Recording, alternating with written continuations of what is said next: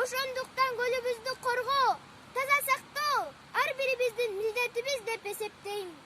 Эртең менен ойгонуп, эшикке чыгаарым менен маңдайымда көйкөлүп көл турса, көлдөн келген сыдырым жел көңүлүмдү көтөрөт. Себеби көл мени өзүнө сулуулугу, көйкөлгөн айкөлдүгү менен тартып турат.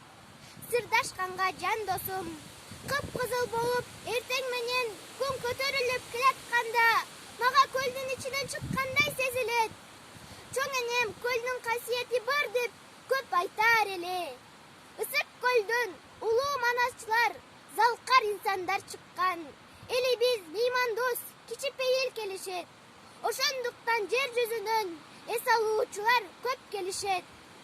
Ысык көлүмөдөгү кандай мактоо айтсам да, баары бир өзүнө жарашат.